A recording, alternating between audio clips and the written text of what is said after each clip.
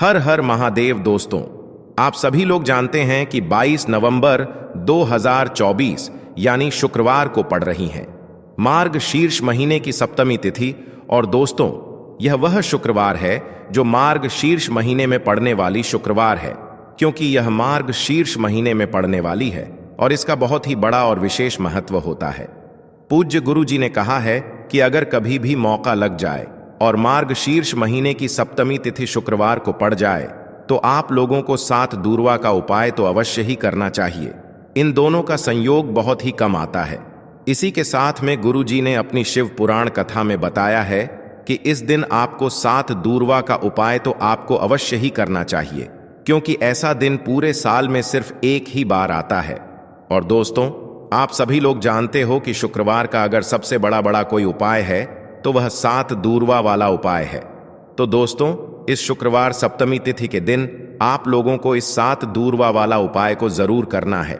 बहुत सारे लोग होंगे जिन लोगों ने इस उपाय को ना किया हो, मतलब पूरा साल निकल गया, उन्होंने किसी भी दिन इस 7 दूर्वा वाला उपाय को ना किया हो। पर दोस्तों, आपके पास एक आखिरी मौका बचा हुआ है जो कि 22 नवंबर के दिन है। तो इस दिन आप लोगों को इस वाले उपाय को जरूर कर लेना है। भले ही आपने पूरे महीने भर इस उपाय को ना किया हो, पर अगर आपने इस मार्ग शीर्ष महीने के शुक्रवार सप्तमी तिथि के दिन अगर इस वाले उपाय को कर लिया तो आपको इस उपाय को करने का वह फल मिलेगा जिसकी आपने कभी कल्पना भी नहीं करी होगी। इसीलिए आप लोग इस वाले उपाय को एक बार जरूर कर लेना है, ताकि आप लोगों के हाथ से यह मौका ना जा सके और आपको इस उपाय को करने का फल मिल सके। दोस्तों, यह उपाय पंडित जी ने अपनी अभी की ही श्री शिव महापुराण की कथा में बताया है, जिस उपाय को आज हम आपको बहुत अच्छे से समझाने वाले हैं। इस वीडियो को देखने के बाद इस उपाय को समझने के लिए आपको कोई और वीडियो को देखने की जरूरत नहीं पड़ेगी। तो चलिए दोस्तों, उपाय को शुरू करते हैं। देखिए, यह इस मार्ग शीर्ष महीने के शुक्रवार सप्तमी तिथि के दिन यह इतना खास होता है, इतना महत्वपूर्ण होता है, देखा गया है। कभी कभी बड़े बड़े पूजा पाठ अनुष्ठान से जो मनोकामना पूर्ण नहीं होते, वह मार्ग शीर्ष महीने के शुक्रवार सप्तमी तिथि के दिन एक छोटे से उपाय करने से ही आपकी मनोकामना पूर्ण हो जाती है। और बहुत सारे लोगों ने इस उपाय को किया भी है और उनको इस उपाय को करने का फल भी जरूर मिला है। अगर आप लोग भी इस उपाय को करना चाहते हैं तो आप इस उपाय को पहले अच्छे से समझ लेना, सुन लेना, उसके बाद करना। आपको इस उपाय का फल जरूर मिलेगा। और इस उपाय को कर लेने से आपके घर में चाहे किसी भी प्रकार की दुख और समस्या क्यों ना चल रही हो, आपको उसका कारण भी नहीं पता है कि भाई यह समस्या किस कारण से चल रही है। उसका कुछ भी कारण हो सकता है, जैसे से पितृदोष हो सकता है या किसी भी तरह का मंगल दोष भी हो सकता है। तो इस दिन आप लोगों को यह वाला उपाय कर लेना है। यह एक ऐसा उपाय है जिस उपाय को अगर किसी विशेष दिन पर किया जाए तो भाई उस विशेष दिन का जो है वह तो हमें मिलता ही मिलता है, पर हमने उस दिन पर इस उपाय को किया है तो हमें उससे भी बड़ा फल मिलता है, और फल बहुत जल्दी मिलता है, क्योंकि आप इस उपाय को बहुत ही बड़े और विशेष दिन पर कर रहे हो। तो चलिए अब उपाय के बारे में बात करते हैं, लेकिन उससे पहले आप लोगों को यह जानना आवश्यक है कि आखिर यह उपाय किस समय करना है, किसको करना है और कैसे करना है। तो चलिए हम आगे आपको वीडियो में एक एक करके बता देते हैं। लेकिन उससे पहले अगर आप लोग हमारे चैनल पर पहली बार आए हैं या फिर मेरी आवाज आज पहली बार सुन रहे हैं तो हमारे चैनल को सब्सक्राइब जरूर कर लेना और इस वीडियो को लाइक करके कमेंट बॉक्स में ओम नमः शिवाय जरूर टाइप कर देना। तो दोस्तों, इस 7 दूर्वा वाला उपाय को हमें इस शुक्रवार सप्तमी तिथि के दिन कैसे करना है, किसको करना है, किस समय करना है और कहां पर करना है, ये सारे सवालों के जवाब आपको इस वीडियो में मिल जाएंगे। और जो यह वीडियो देखेगा भाई, उसको 7 दूर्वा वाला उपाय जरूर करना चाहिए, क्योंकि इस दिन 7 दूर्वा का भी बहुत ही बड़ा और विशेष महत्व होता है। और जब बात आ जाए हल्दी की तो यह सोने पर सुहागा वाली बात हो जाती है, और यह एक बहुत ही बड़ा उपाय हो जाता है इस शुक्रवार सप्तमी तिथि का। तो अब दोस्तों, इस 7 दूर्वा वाला उपाय को आखिर करना किसको है, सबसे पहले हम लोग वह बात जान लेते हैं। तो देखो, घर की जो बड़ी माताएं बहनें होती हैं, उन माताओं बहनों में से कोई भी एक बड़ी माता बहन इस वाले उपाय को कर सकती है। और दोस्तों, अगर आप चाहे तो अपने घर में से सभी सदस्यों को भी इस उपाय को करवा सकते हैं। अगर किसी व्यक्ति की खुद की कोई मनोकामना है, खुद की कोई दुख और परेशानी है जो कि वह अपने लिए ही करना चाहता है, इस वाले उपाय को तो वह खुद अपने लिए भी कर सकता है। बाकी अगर कोई घर में से ऐसा है जो कि अपने पूरे घर परिवार की सुख और शांति के लिए यह वाला उपाय करना चाहता है, तो भाई वह भी कर सकता है, उसमें भी कोई दिक्कत वाली बात नहीं है। कहने का मतलब यह है कि इस उपाय को हर एक सदस्य भी कर सकता है और पूरे घर परिवार के सदस्य के लिए घर की बड़ी माताओं बहनों में से कोई एक माता बहन भी कर सकती है। माताएं बहनें अगर घर में उपस्थित ना हो या वह यह वाला उपाय ना कर पा रही हो, तो फिर घर का कोई बड़ा सदस्य भी इस 7 दूरवा वाला उपाय को कर सकता है, चाहे फिर वह पुरुष ही क्यों ना हो, उसमें कोई भी दिक्कत वाली बात नहीं है। अब दोस्तों, जो अगला प्रश्न निकल कर आता है वह यह आता है इस उपाय को लेकर कि आखिर इस उपाय को हमें किस समय करना है, सुबह के समय करना है कि शाम के समय करना है। तो देखो, इस वाले उपाय को आप लोग सुबह के समय भी कर सकते हो और शाम के समय प्रदोष काल में भी कर सकते हो। अब अगर आप पूछो कि भाई सबसे उत्तम समय कौन सा रहेगा इस 7 दूरवा वाला उपाय को करने का, तो हम आपसे बस यही कहेंगे कि इस उपाय को आप सुबह के समय करेंगे तो ज्यादा बेहतर होगा। बाकी अगर प्रदोष काल शाम के समय भी करेंगे तो भी अच्छा होगा, उसमें कोई भी दिक्कत वाली बात नहीं है। तो अब दोस्तों, जो अगली सबसे बड़ी और महत्वपूर्ण बात आती है वह यह आती है कि सुबह अगर हम उपाय को करेंगे तो हमें कितने बजे से लेकर कितने बजे तक के बीच में करना है, और शाम के समय प्रदोष काल में करेंगे तो हमें कितने बजे से लेकर कितने बजे के बीच में करना है। तो देखो, सुबह जितनी जल्दी हो सके आप उपाय को करने की कोशिश करना। बाकी अगर किसी कारणवश लेट भी हो जाओ, थोड़ी देर भी हो जाए, तो 10 या 11 बजे तक भी आप उपाय कर लेना, पर 12 बजे से ज्यादा देरी ना हो, ठीक है? इस बात का ध्यान रखना। उसके बाद में दोस्तों, अगर शाम के समय प्रदोष काल की बात करें, प्रदोष काल का जो समय होता है वो शाम के 6 बजे से शुरू हो जाता है। मतलब शाम के 6 बजे से लेकर 7 बजे के बीच का जो समय होता है, यह समय प्रदोष काल का समय होता है। तो आप इस उपाय को 7 या 8 बजे के बीच में भी कर सकते हो। मतलब शाम के 6 बजे से रात 8 बजे के बीच में आप कभी भी इस वाले उपाय को कर सकते हो, उसमें कोई भी दिक्कत वाली बात नहीं है। तो मार्ग शीर्ष का महीना ही है जो आपको धन दौलत पुण्य दोनों ही देने वाला है। मार्ग शीर्ष के महीने में तुलसी का पूजन करके, श्री हरि विष्णु से जुड़े हुए कुछ उपाय करके आप अपने जीवन की निर्धनता, धन से जुड़ी समस्याएं, कर्जे से जुड़ी समस्याओं को हमेशा के लिए दूर कर सकते हैं। तो यह वही महीना है जिस माह में भगवान विष्णु योग निद्रा से जागते हैं। भगवान विष्णु को तुलसी अति प्रिय है, इसलिए उनकी पूजा में भी विशेष रूप से हम तुलसी का उपयोग करते हैं। और बिना तुलसी दल के, बिना तुलसी मैया के श्री हरि विष्णु की पूजा और उनका भोग दोनों ही अधूरे होते हैं। इसीलिए मार्ग शीर्ष के महीने में ऐसा उपाय आपको बताने वाले हैं जिसे करने से श्री हरि विष्णु की असीम कृपा आपको मिलेगी और मां तुलसी से ऐसा आशीर्वाद मिलेगा, जीवन का हर दुख, हर कष्ट, गरीबी, निर्धनता, कर्जे से जुड़ी समस्याएं, सब कुछ ही आपके जीवन से दूर हो जाएगा और सुख, समृद्धि, धन, वैभव, ऐश्वर्य सब कुछ आपको अपने जीवन में आसानी से मिलने लगेगा। तो चलिए बात कर लेते हैं कि कौन सा उपाय है, तुलसी के पौधे में कौन सी चीज आपको रखनी है और इस उपाय को किस समय करना है। देखिए, सबसे पहले तो आपको बता दें कि अगर आपके घर में तुलसी का पौधा नहीं है तो मार्ग शीर्ष के महीने में एक तुलसी का पौधा अपने घर में लाकर जरूर लगाएं, क्योंकि मार्ग शीर्ष के महीने में जो लोग अपने घर में तुलसी जी का पौधा लाकर लगाते हैं, मां तुलसी का पूजन करते हैं, कभी भी मां तुलसी उनके घर में निर्धनता नहीं रुकने देती हैं। हमेशा उनके घर में धन की वृद्धि होती है, धन की वर्षा होती है। तो जरूर से तुलसी का पौधा आप मार्ग शीर्ष के महीने में अपने घर जरूर लेकर आएं और अच्छे से आपको मां तुलसी का पूजन करना है। मां तुलसी के पौधे की देखभाल करनी है। और वह कौन सी चीज है जो आपको तुलसी के पौधे में मार्ग शीर्ष के महीने 22 नवंबर शुक्रवार सप्तमी तिथि में रखना है, और कैसे यह चीज रखते ही रातों रात आपके जीवन में चमत्कार होगा और आपके भाग्य का भी आपको साथ मिलेगा। देखिए, इस वीडियो में जितने भी उपाय हम आपको बताएंगे सभी उपाय सरल है। देखो, गुरुजी ने कहा है कि शुक्रवार के दिन आपको 7 दूरवा वाला उपाय तो अवश्य ही करना चाहिए। वीडियो के अंतिम में आपको उपाय बताया है जो आपको करना है। देखो, आगे बढ़ने से पहले वीडियो को एक लाइक जरूर करें।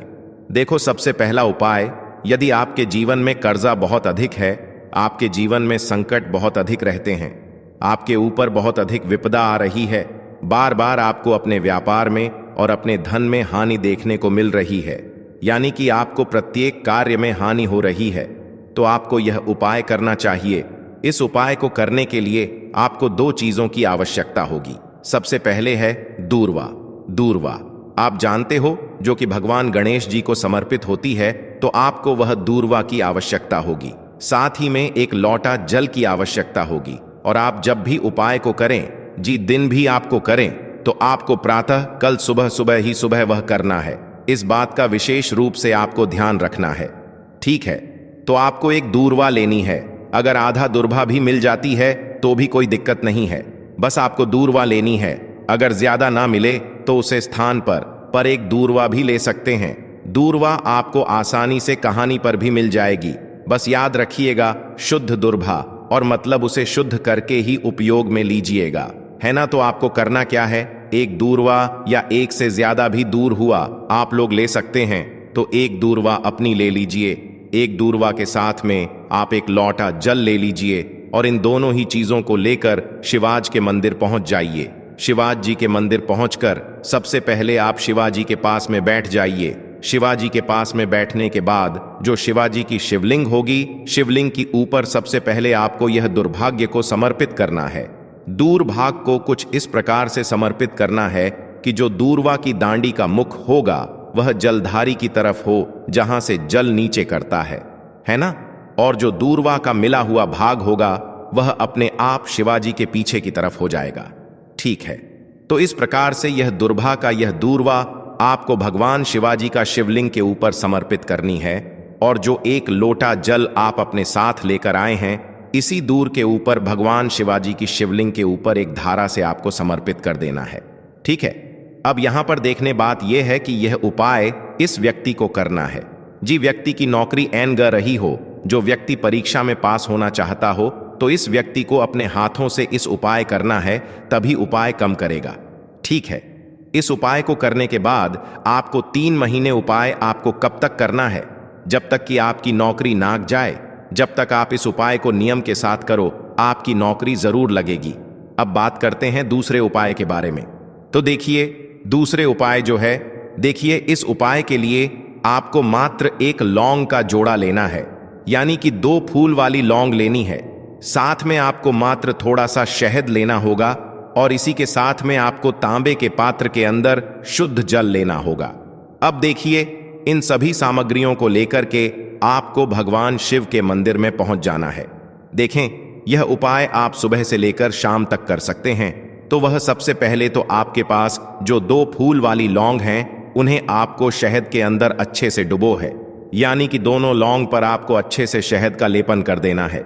अब आपको जो आपके पास एक लोटा जल है, सबसे पहले तो उसे शिवलिंग पर धीरे धीरे समर्पित करना है और श्री शिवाय नमस्तुभयम इसका जाप करते हुए समर्पित कर देना है। अब आपके पास जो 2 फूल वाली लौंग है शहद से, उसे आपको शिवलिंग पर अर्पित करना है और आपको प्रार्थना करनी है कि जीवन में जो रोग की स्थिति है वह समाप्त हो, जीवन के जो संकट और समस्याएं हैं वह सभी समाप्त हो, जीवन से जो कर्ज की समस्या है वह समाप्त हो। इस प्रकार से प्रार्थना करते हुए यह जो 2 फूल वाली लौंग ही शहद संयुक्त, इससे आपको शिवलिंग पर अर्पित कर देनी है। आपकी जो भी समस्या होगी इस शुक्रवार के दिन अवश्य ही समाप्त हो जाएगी। तो इस प्रकार से आपको पहला उपाय करना है। अब हम बात कर लेते हैं दूसरे उपाय के बारे में। देखो, यह उपाय आपके लिए सर्वश्रेष्ठ होने वाला है। देखिए, इस उपाय है खंडित नहीं होने चाहिए, इस बात का ध्यान रखें। और इसी के साथ में आपको एक तांबे के पात्र के अंदर अपने घर से शुद्ध जल ले लेना है। अब दोस्तों, इन सभी सामग्रियों को लेकर के आपको सीधे पहुंच जाना है भगवान शिव के मंदिर में। देखिए, इस उपाय को भी आप सुबह भी कर सकते हैं और शाम के समय में भी कर सकते हैं। देखिए, भगवान शिव के मंदिर में पहुंचने के बाद आपके पास जो 5 हरे मूंग हैं, उनमें से पहला जो हरा मूंग है, आपको शिवलिंग के सामने जो नंदी महाराज होते हैं और उनका जो पैर उठा हुआ होता है, वहां पर आपको पहला हरा मूंग समर्पित कर दे है और आपको ओम नमः शिवाय इसका जाप कर लेना है।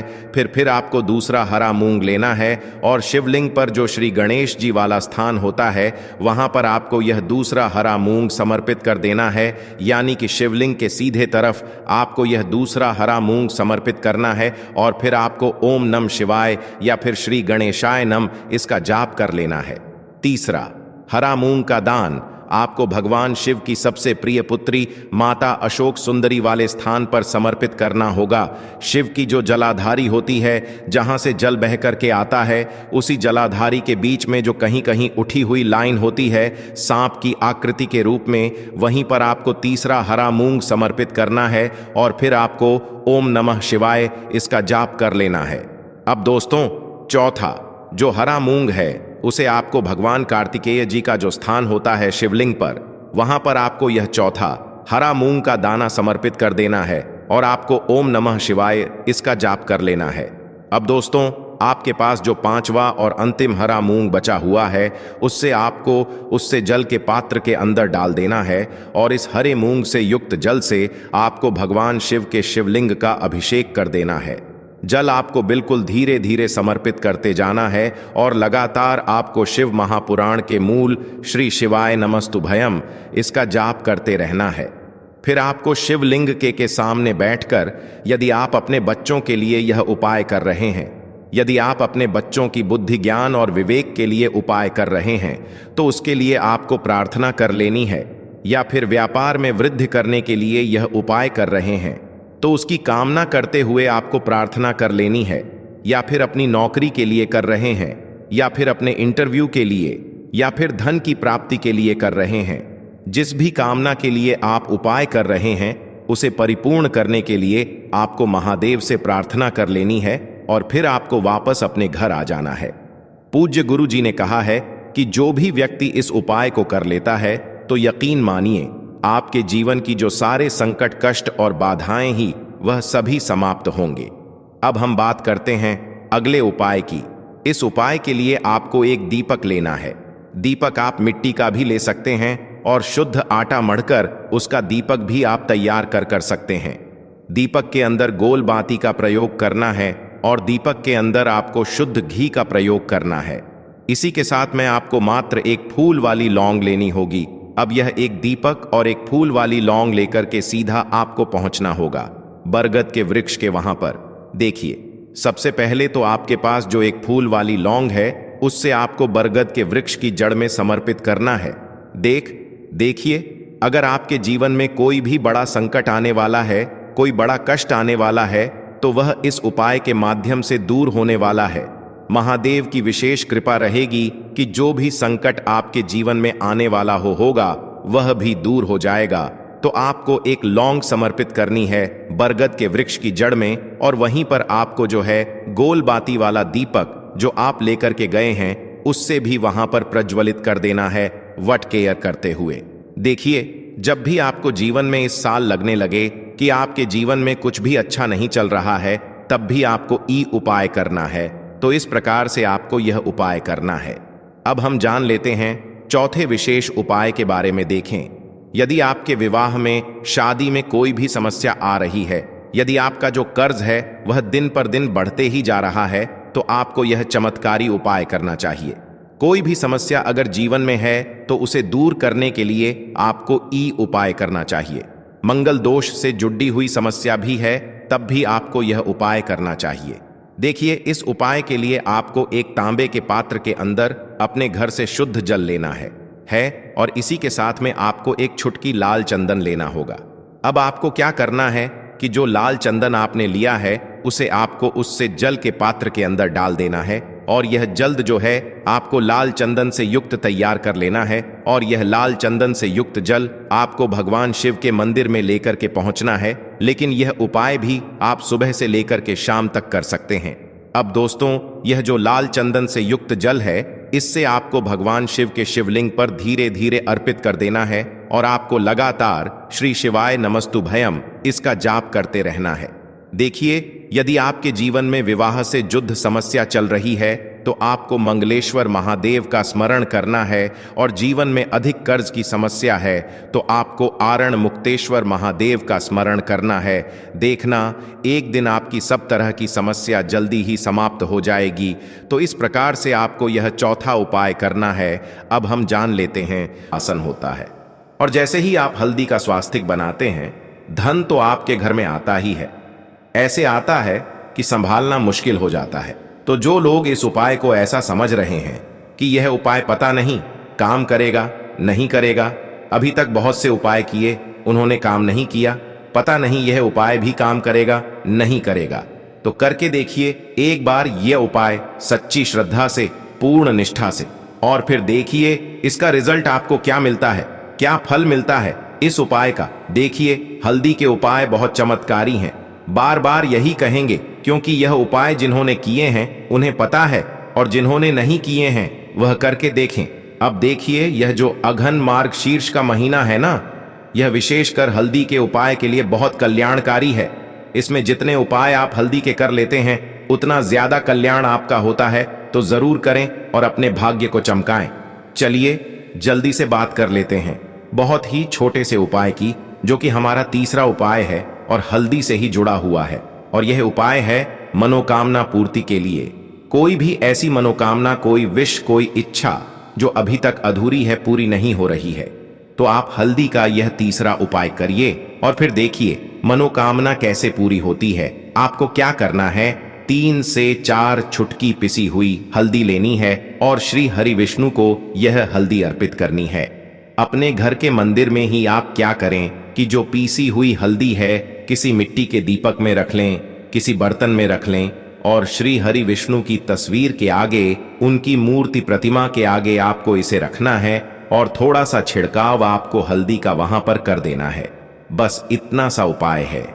करिए, मार्गशीर्ष महीने में किसी भी दिन कर सकते हैं इस उपाय को। तो यह तो एकादशी वाले दिन भी कर सकते हैं, रविवार के दिन भी कर सकते हैं, मंगलवार, सोमवार, गुरुवार, शुक्रवार, किसी भी दिन आप इस उपाय को कर सकते हैं। करिए और देखिए कैसे आपकी की मनोकामना पूरी होती है। जो भी जीवन में चाहिए ना वो आपको मिलता है। जब इस उपाय को आप करते हैं, मार्ग शीर्ष यानी अघन के महीने में 15 दिसंबर तक ये रहने वाला है। किसी भी दिन उपाय कर लेना और अपनी मनोकामना देखना कितनी जल्दी पूरी होगी। तो दोस्तों, यह थे पूज्य गुरुजी द्वारा बताए गए कुछ बहुत ही खास उपाय। अगर आपको जानकारी अच्छी लगी हो तो वीडियो लाइक करिएगा। मिलते हैं फिर एक नए वीडियो के साथ।